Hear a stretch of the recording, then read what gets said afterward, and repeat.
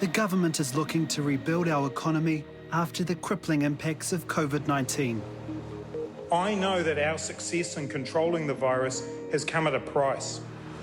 It wants to create jobs by fast-tracking hundreds of shovel-ready projects through bypassing the Resource Management Act. Ngāti Te Ata is at the centre of South Auckland's most intense housing development. Sometimes on our resource consensus we can get up to 250 consents every other week. But what does bypassing the Resource Management Act mean for them? A lot of our sites are being destroyed every day, and that's every day.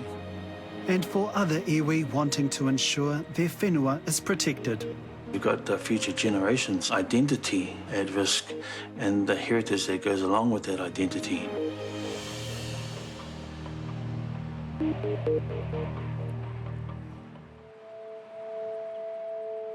Pukekori Pā looks out to the mouth of the Waikato River and is one of a number of sacred Ngāti Te Ata Pā sites.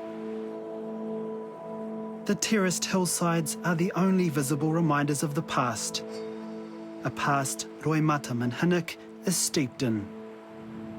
You know, the mind jumps back a couple of hundred years and you start imagining what it must have been like for our tupuna. The beauty that they had in their time, and then the challenges that they went through as well.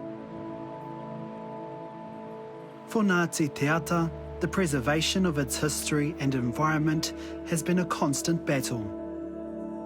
Roimata's mother, the late Dame Ngāneko Minhinnick, was an environmental champion who fought for the law to recognise kaitiakitanga values.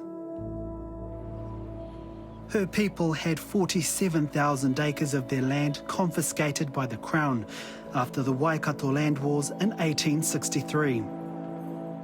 Over the next century, the iwi was forced to watch the destruction of their traditional pā and the pollution of their waterways. This would lead Dame Ngāneko to take the landmark Manukau claim to the Waitangi Tribunal. So the pollution of the harbour was a biggie that came from the Manukau claim, as well as the desecration of the burial grounds at Maioro. Attitudes of decision makers, there was a range of issues that came from there, from which these types of principles evolved and eventually became embedded into the RMA.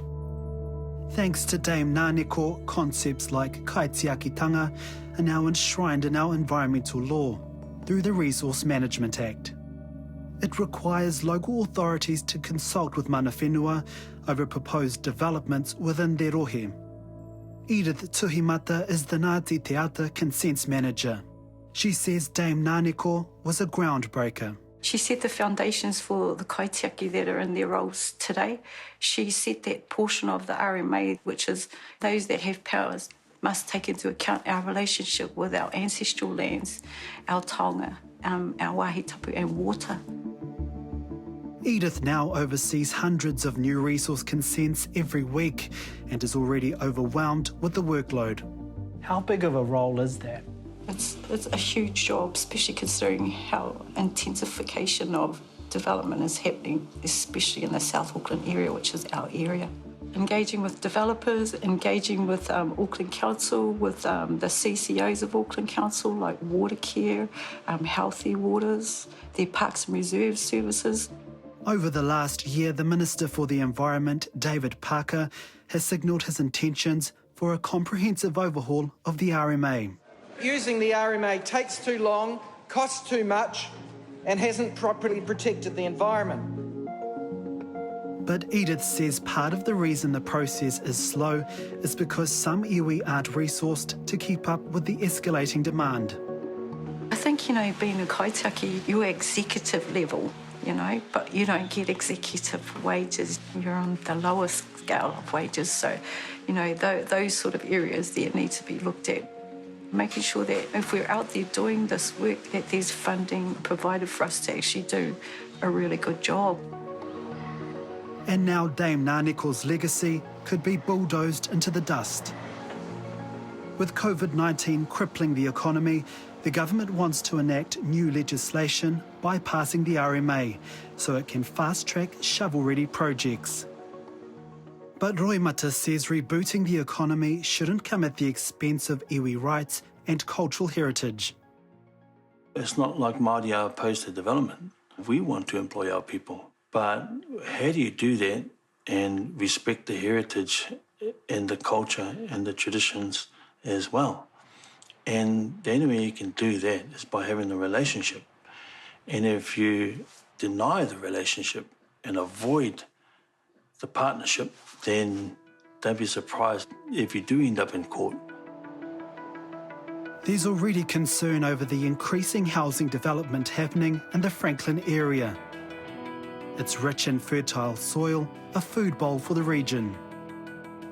This is just the tip of the iceberg about the actual development that's happening in the South Auckland area itself. And we're struggling to keep up with it now. And so if they fast-track this stuff, then what will happen to our cultural heritage that lies in this area, you know?